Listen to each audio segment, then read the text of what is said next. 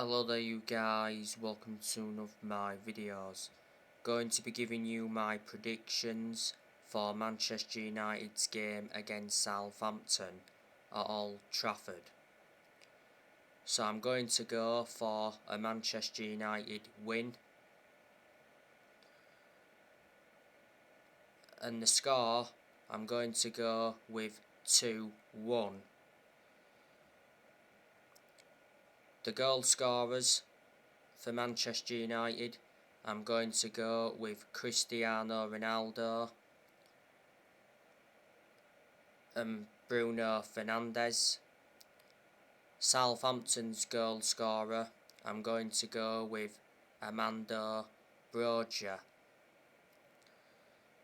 So that is your predictions. Southampton's manager is Ralph Hasenhuttl. Southampton appointed Hasenhuttl in back in December 2018. So he's been Southampton manager for over 3 years. Ralph Hasenhuttl has got a contract with Southampton until 2024. He's already said that he will consider retiring when his contract expires at Southampton.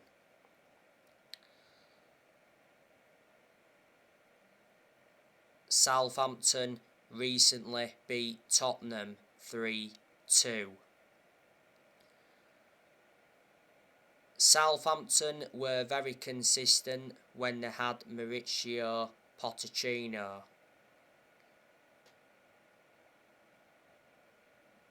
Pochettino did only endure a short managerial tenure with Southampton, but he got Southampton their highest ever finish in the Premier League. Southampton have got good players. You know, they have Nathan Redmond. He's probably one of the best players Southampton have got, if not the best player. Nathan Redmond recently picked up an injury, so he didn't play any part in Southampton's 3-2 win against Tottenham. James Ward-Prowse, he's a very good midfielder. Romeu, he's also a decent midfielder. Adam Armstrong, Southampton got him from Blackburn.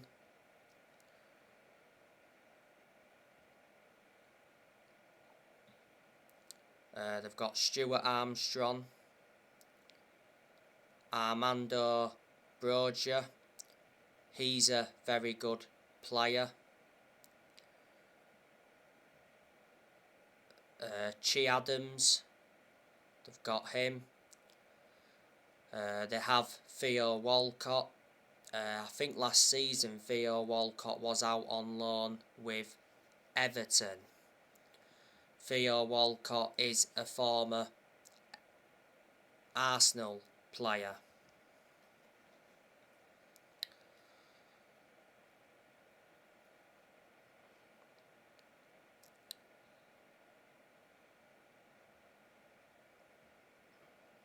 They got Shane Long. Shane Long is a former West Brom player.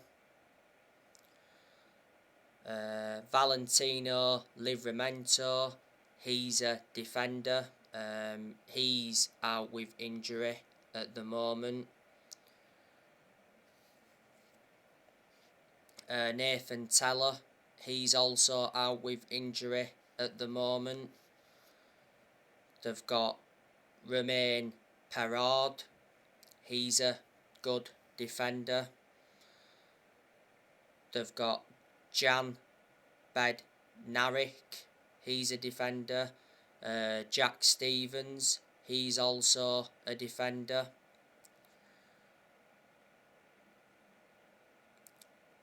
Kyle Walker-Peters, he's a good defender. William Smallbone, he's just recovered from injury. The goalkeepers Southampton have got, they've got Alex McCarthy, he's out with injury. They've got Fraser Forster, Harry Lewis, and Caballero. So they are quite a lot of the players Southampton do have. Let me put into the equation, they've lost good players. They lost Danny Ings. He went to Aston Villa from Southampton. Charlie Austin also left them quite a few years ago now. They lost Vestergaard to Leicester. They had Minamino on loan last season, but now he's back at Liverpool. They lost Højbjerg to Tottenham. Cedric Soares left them, was it a few years ago? He went to Arsenal from Southampton. There's other players as well they've lost. They lost Klein a while ago. They lost Lallana, Dejan Lovren, Van Dijk, Lallana. They lost Sadio Mane. Liverpool have done very good business with Southampton because Liverpool have a lot of the players Southampton did have. Around 8 years ago, Southampton lost Luke Shaw. Obviously, he came to Manchester United. So there you go, and Southampton are 10th now in the Premier League. Manchester United are coming into this game on the back of a 1-1 draw with Burnley.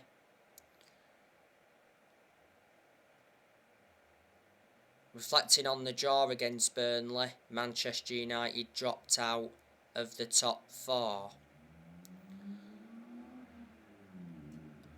Paul Pogba scored against Burnley.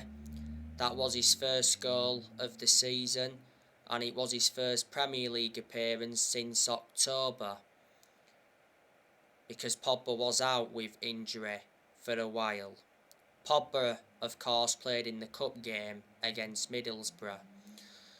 That was his first appearance in 3 months. Manchester United had 2 goals disallowed against Burnley. Raphael Varane had a goal disallowed by VAR because Harry Maguire was in an offside position. So Maguire was the culprit for Varane's disallowed goal.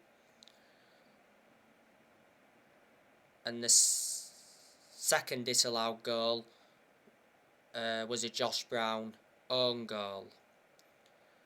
The reason that got disallowed is because Pogba committed a foul in the build-up.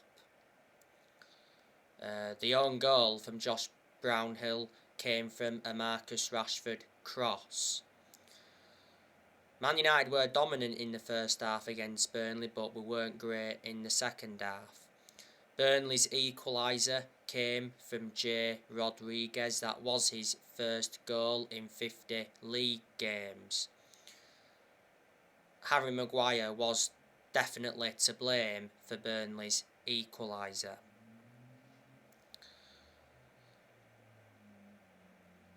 So hopefully, we can get a win against Southampton. Man United have got some players missing, but not many. Tellez is not available at the moment due to COVID. Fred's not available due to COVID. I don't rate Fred anyway.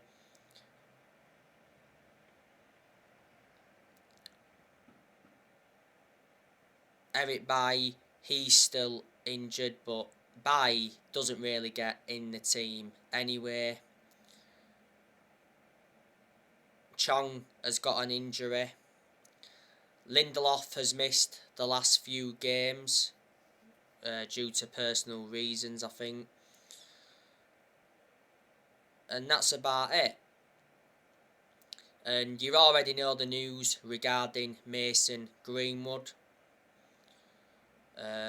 Prior to the Burnley game, Mason Greenwood was dropped by Nike after rape allegation. The other week, the Manchester United fans burnt their Mason Greenwood shirts. Greenwood is banned from England and Manchester United, so obviously he can't train or play any matches. The other week, Greenwood was released on bail after his arrest. Greenwood's been arrested twice on suspicion of sexual assault, making threats to kill, rape and assault. So reflecting on this, you've got to say Greenwood's career at Manchester United is officially over, and his England career is also officially over. It's disgraceful what he's done. You know, he's only the age of 20. He joined Manchester United's academy at the age of 6. He broke into Man United's senior squad back in 2019. Since then, he's gone to make 129 appearances and he's scored over 30 goals. And last season, he signed a new 4-year contract.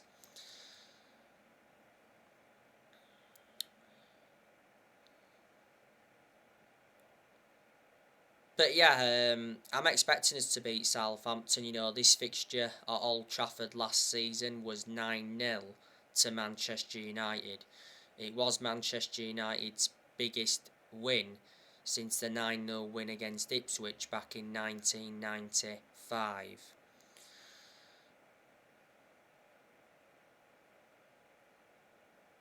Manchester United drew 1-1 with Southampton towards the start of the season.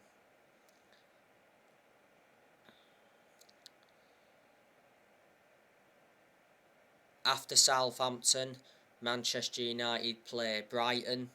That's on the 15th of February. That's next week. Obviously, that game got rearranged because Man United were supposed to be playing Brighton on December the 18th last year, but the game got postponed due to COVID. And after Brighton, Manchester United do play Leeds. Now, Rangnick, he's been Manchester United's interim manager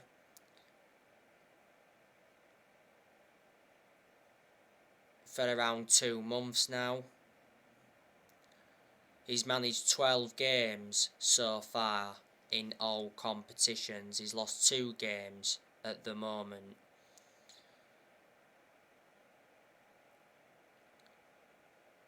Man United will not offer Rangnick the job on a permanent basis. He's Manchester United's interim manager. It's said until the end of the season, then Rangnick is expected to take up a consultancy role for a further 2 years.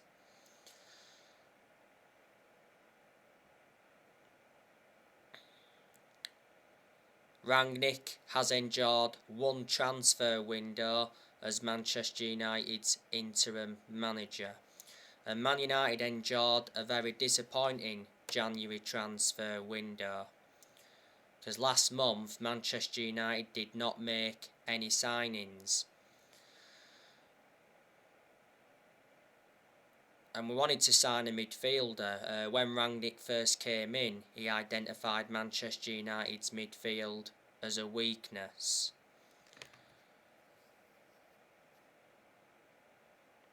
Lingard and Dean Henderson should have left last month, but Manchester United blocked their exits. We had the incident with Mason Greenwood towards the end of last month. Man United did loan quite a few players out last month. We loaned Martial out to Sevilla. We loaned Donny van der Beek out to Everton. We loaned Amad Diallo out to Rangers.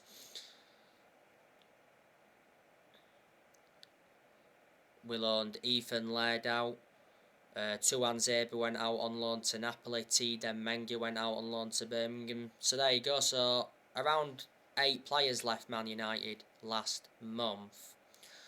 Under Rangnick, there's been some good performances. There's also been poor performances as well. But I've got to be honest and say, nothing has changed under Rangnick to what we saw under Solskjaer. Rangnick, I've got a lot of respect for him. He is a good coach. He is German.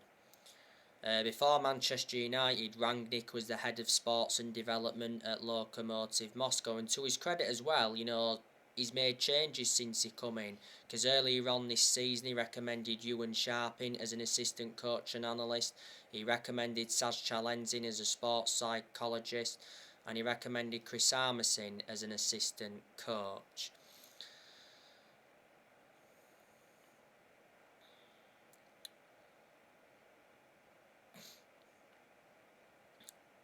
Manchester United's only chance of winning a trophy this season is the Champions League.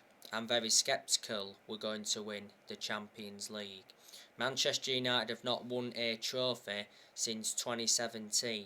That's 5 years ago now. That's nowhere near good enough to our standards. We've not won the Premier League since 2013. That's 9 years ago now.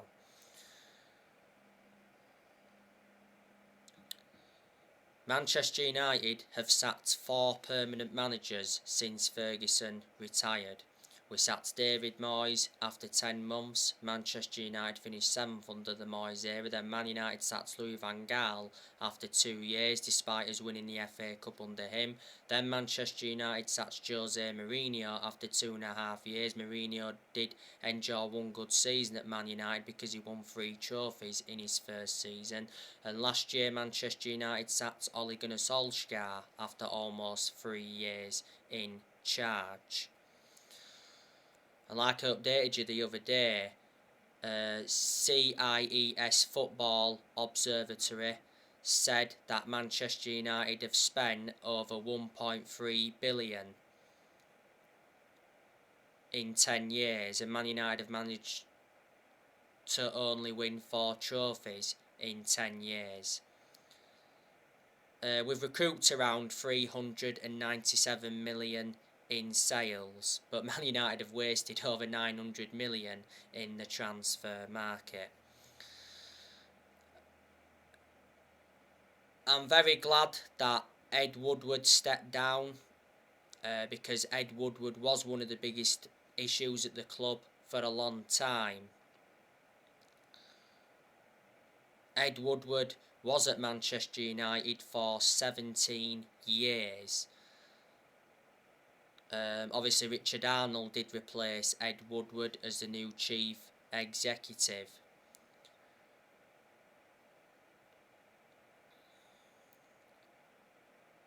The Glazers, they've been one of the biggest issues at the club for so many years now. The Glazers are still at Manchester United. They've owned the club for around 16.5 years. The Glazers bought Manchester United for 500 million back in 2005. Like I've said so many times, towards the end of last season, Manchester United fans protested against the Glazers at the Carrington training ground and at Old Trafford because the Glazers were planning to scrap the Champions League for that European Super League, but in the end the Glazers ended up apologising. Well, that's what Solskjaer did mention at the time.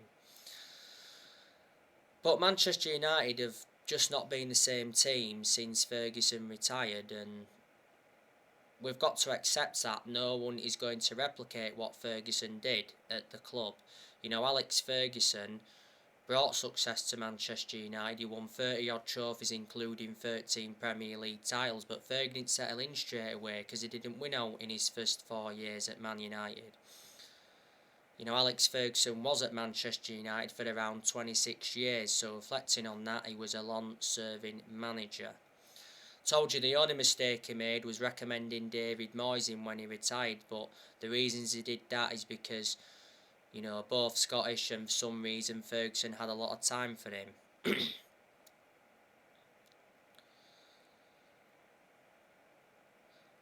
In the summer of this year, I'm expecting Manchester United to make some signings. We've been linked with a lot of players. Now, yesterday I gave you the news on Youri Tielemans from Leicester. It said that Manchester United are eyeing a 40 million move for Leicester City midfielder Youri Tielemans. Tielemans is a transfer alternative to Declan Rice and Calvin Phillips. Arsenal have also been in for Tielemans.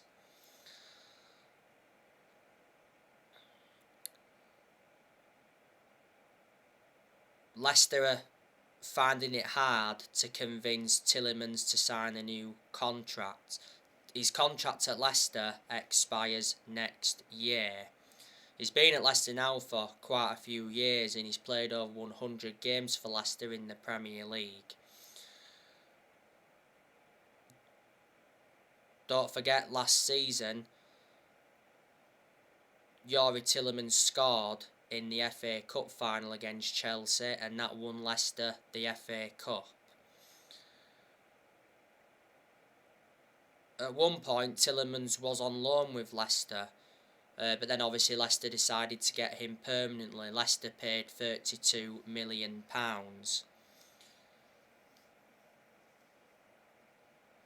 They got him from Monaco, didn't they? And before, Tielemans played at Anderlecht. You know, Leicester, won't want to lose Tielemans because they've lost good players, haven't they? You know, they lost Harry Maguire to us back in the summer of 2019. Well, Maguire's been very poor for us. You know, Leicester won't complain that they got 80 million for Maguire. You know, they lost Chilwell to Chelsea. You know, they lost the likes of N'Golo Kante and Danny Drinkwater. You know, lost Mahrez back in 2018 to Man City. So, they're the good players that, Leicester City have lost. Man United have also been linked with Declan Rice from West Ham. I don't think we'll get him. You know, West Ham are demanding too much. They value Declan Rice at £100 million. You know, Jude Bellingham, he's been a long-term target for Man United. Man United may go him for Bellingham in the summer. Last month, Man United went in for Amadou Aidara from RB Leipzig.